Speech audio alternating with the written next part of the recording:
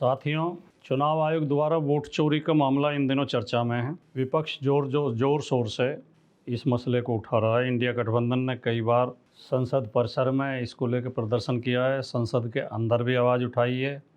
बिहार में यात्रा चल रही है इसके खिलाफ। उत्तर प्रदेश के पूर्व मुख्यमंत्री श्री अखिलेश यादव जी जोर शोर से इस बात को हर जगह उठा रहे हैं।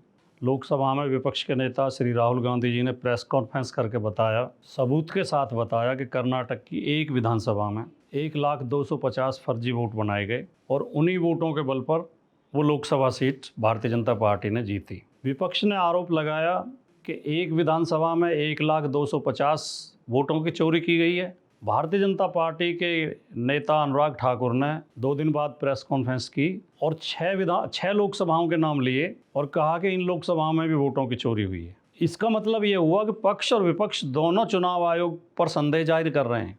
दोनों कह रहे हैं वोटों की चोरी हुई है। अनुराग ठाकुर ने प्रेस कॉन्फ्रेंस तो ये आरोप लगाने के लिए की थी कि जिन सीटों पर हम जीते हैं केवल उन्हीं पर वोट चोरी नहीं हुई है, जो सीट विपक्ष ने जीती हैं उन पर भी वोट चोरी हुई है। लेकिन इसका लब्बो-लुआब तो यही निकलता है, इसका अर्थ तो यही निकलता है कि पक्ष भी इस बात से सहमत है और विपक्ष भी इस बात से सहमत है कि चुनाव आयोग ने वोटों की चोरी की है, फर्जी वोट बने हैं, असली वोट कटे हैं। तो ये देश में हो क्या रहा है? लोकतंत्र की पहली शर्त है फ्री एंड फेयर इलेक्शन, स्वतंत्र और निष्पक्ष चुनाव। स्वतंत्र और निष्पक्ष चुनाव कराने की जिम्मेदारी है चुनाव आयोग की। और अगर चुनाव आयोग के ऊपर संदेह है, चुनाव आयोग का विश्वास खत्म हो गया है और पक्ष भी और विपक्ष भी दोनों चुनाव आयोग के ऊपर आरोप लगा रहे हैं, तो नैतिकता तो ये कहती है कि चुनाव आयुक्त को चुपचाप अपना इस्तीफा देकर अपने घर चले जाना चाहिए। जनता की विश्वास बहाली के लिए ये बहुत ज़रूरी है।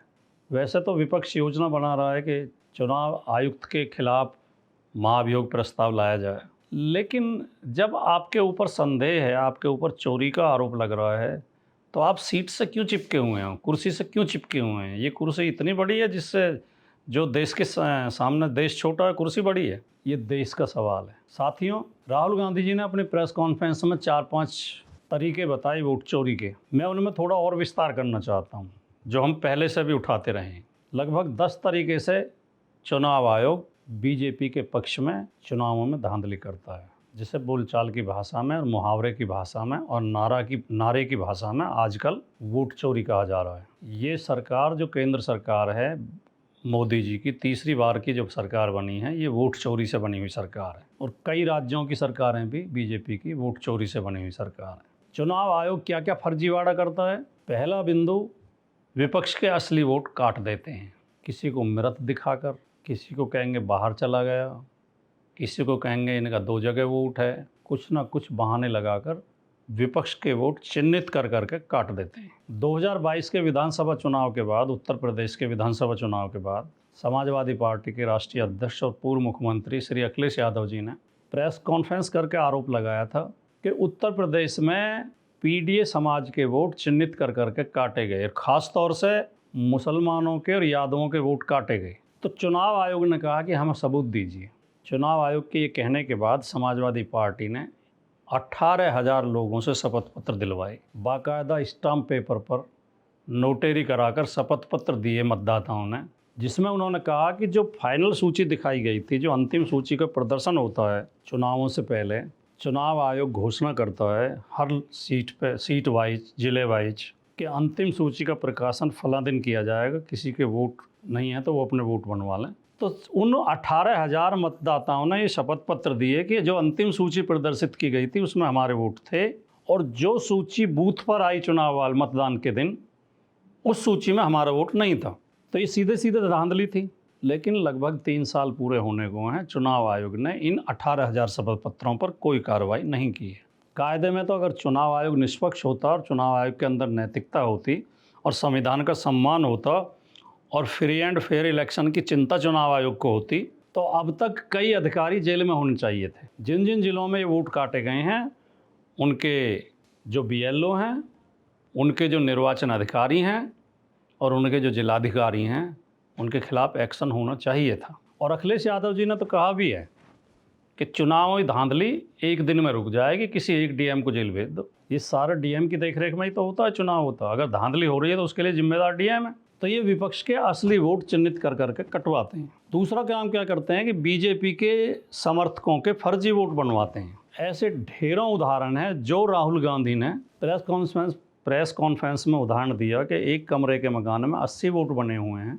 इस धांधली की शुरुआत 2014 में नोएडा से हुई थी। नोएडा में कई मकान ऐसे हैं जिनमें एक एक मकान में 250-250, 300-300 वोट बने हुए हैं, और वो भिन्न भिन्न जातियों के, भिन्न भिन्न धर्मों के लोग हैं, भिन्न भिन्न स्टेट के लोग हैं। उसमें केरला, पश्चिम बंगाल, उड़ीसा, महाराष्ट्र, छत्तीसगढ़, दूसरे प्रदेशों के लोग हैं जिनके वोट बने हुए हैं। और हमने वो वोटर लिस्ट बार बार ज़िले में शिकायत की है, मीडिया में भी दी है, और उस पर आज तक कोई कार्रवाई नहीं हुई है। 2014 से 11 साल होने जा रहे हैं, कोई कार्रवाई नहीं हुई है। यही प्रयोग इन्होंने जगह जगह दोहराया है।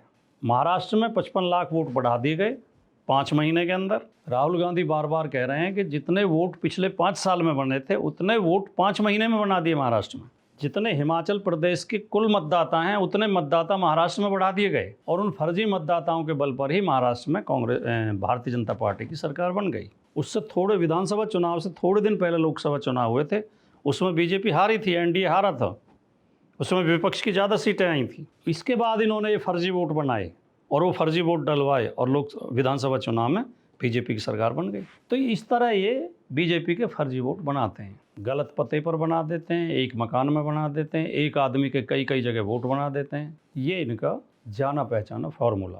तीसरा काम ये क्या करते हैं, 2 बिंदु तो ये हो गए, विपक्ष के वोट काट देते हैं, बीजेपी समर्थकों के वोट बना देते हैं फर्जी वोट। तीसरा, ये मतदान के दिन खेल खेलते हैं कि जहाँ विपक्ष के वोट, जिस बूथ पर विपक्ष के वोट ज़्यादा पड़ रहे होते हैं वहाँ मतदान धीमा कर देते हैं, तो वोट कम पड़ पाते हैं, वोट प्रतिशत कम हो जाता है। और उसके लिए क्या करते हैं कि ईवीएम को ख़राब कर देते हैं कि ईवीएम ख़राब होगी, 2-3 घंटे मतदान बंद रखेंगे, फिर कहेंगे ईवीएम बदली जा रही है, ईवीएम लेके आ रहे हैं। मतदाता की मानसिकता क्या होती है कि एक आदमी घर से तैयार होकर अपना वोटर कार्ड लेके वोट डालने बूथ पर गया और जाके लाइन में लगा, और जब वो 1 घंटा या आधे घंटे लाइन में लगने के बाद जब वो बूथ तक पहुंचा तो उससे कहा गया कि मशीन ख़राब हो गई है। फिर वो अपने घर आके सो जाता है या कहीं घूमने चला जाता है, फिर वो दोबारा पोलिंग बूथ पर आता नहीं। तो जहाँ विपक्ष के वोट ज़्यादा पड़ रहे होते हैं वहाँ मतदान धीमा कर देते हैं, कई बार लाइनें धीमी चलाते हैं, कई बार मशीन ख़राब कर देते हैं। और जो लोकल पुलिस होती है, स्थानीय पुलिस, जो अर्धसैनिक बल लगते हैं, जो केंद्र से आते हैं, वो तो ज़्यादा भेदभाव नहीं करते, क्योंकि मैं हर चुनाव में एक्टिव रहता हूँ, मैं बूथों पे दौरे भी करता हूँ, मैं खुद भी चुनाव लड़ा हूँ। मैंने देखा कि जो केंद्रीय सुरक्षा बल आते हैं वो किसी पार्टी पॉलिटिक्स में नहीं पड़ते, वो केवल अपनी ड्यूटी निभाते हैं। लेकिन जो लोकल पुलिस होती है, स्थानीय पुलिस होती है, वो सरकार की पुलिस होती है, राज्य सरकार के दबाव में काम करती है वो पुलिस। तो वो स्थानीय पुलिस, जो सिविल पुलिस है, वो बूथों से थोड़े पीछे खड़े होकर आईडी चेक करने लगती है मतदाताओं की, और कई लोगों को वापस भगा देती है वहीं से कि तुम्हारी आईडी फर्जी है। और कई बार डंडा चला देती है। एक बार डंडा चल जाए पूरे मोहल्ले में चर्चा हो जाती है कि वहाँ तो पुलिस पीट रही है, लोग आते ही नहीं है वोट डालने के लिए। तो जो विपक्ष के असर वाले बूथ हैं उन पर इस तरह ये मतदान कम कराते हैं। ये इनका तीसरा तरीका है। फिर ये जिस दिन काउंटिंग होती है, जिस दिन गिनती होती है, उस दिन गिनती में धांधली करते हैं, जोड़ घटाव में धांधली करते हैं। ये जो है टोटल गलत करके बीजेपी के प्रत्याशी को जिता देंगे और विपक्ष के प्रत्याशी को हरा देंगे। ये काम खूब होता है, कई क्षेत्रों में होता है। इस बार भी कई क्षेत्रों में ये उत्तर प्रदेश में कम से कम 10 सीटें इस तरह हराई गई हैं, काउंटिंग में हराई गई हैं। और कमाल तो ये होता है कि कई जगह हारे हुए प्रत्याशी को जीत का सर्टिफिकेट दे के भेज देते हैं। फर्रुखाबाद में यही हुआ, बीजेपी के हारे हुए प्रत्याशी को जीत का सर्टिफिकेट दे दिया।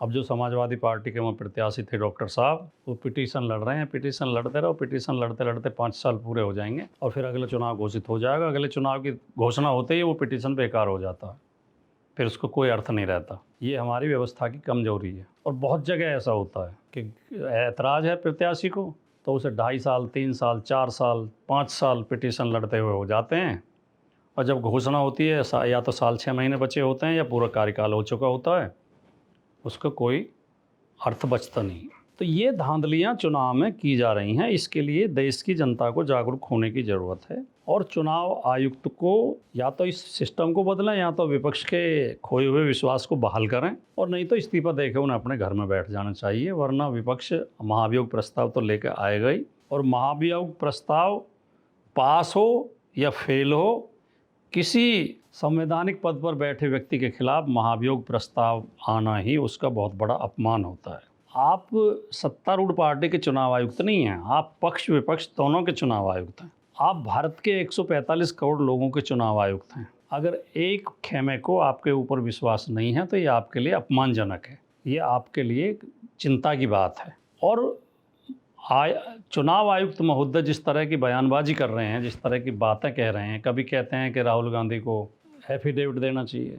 क्यों एफिडेविट देना चाहिए? राहुल गांधी ने तो जो फैक्ट बताए हैं वो सब चुनाव आयोग की डॉक्यूमेंट्स से ही लेकर बताए हैं, चुनाव आयोग की वोटर लिस्ट से बताए हैं। ये तो आप बिना शिकायत के भी आपकी जिम्मेदारी बनती है इनकी जांच करके दोषियों के खिलाफ कार्रवाई करें। आप उसके लिए एफिडेविट मांग रहे हैं और फिर उसके साथ साथ धमका रहे हैं कि अगर एफिडेविट गलत निकला तो आपके खिलाफ कार्रवाई की जाएगी। ये तो बिल्कुल ऐसा हो गया कि थाने में कोई रिपोर्ट लिखाने जाए और कोतवाल कहे कि अगर तुम्हारी रिपोर्ट झूठी निकली तो तुम्हें जेल भेज दूंगा, तो आदमी डर के चला जाएगा।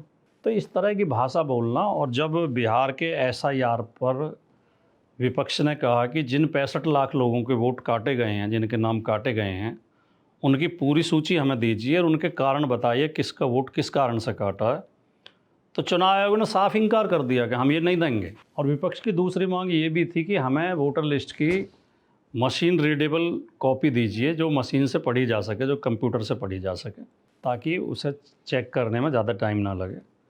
इसे भी चुनाव आयोग ने इनकार कर दिया। और जब सुप्रीम कोर्ट ने हस्तक्षेप किया है, सुप्रीम कोर्ट ने कहा कि आप ये क्यों नहीं देते, आपको इसे देने में क्या दिक्कत है, तब चुनाव आयोग ये देने के लिए तैयार हुआ है। तो ये सब बातें हैं जो ये जाहिर करती हैं, जो ये साबित करती हैं कि चुनाव आयोग कहीं ना कहीं प्रभावित है, चुनाव आयोग निष्पक्ष नहीं है और चुनाव आयोग को लोकतंत्र को बचाने की कोई चिंता नहीं है। चुनाव आयोग एक पार्टी के लिए काम कर रहा है और ये देश के लिए बहुत चिंताजनक है। इस पर देश के हर नागरिक को सोचना चाहिए। नमस्कार, जय हिंद।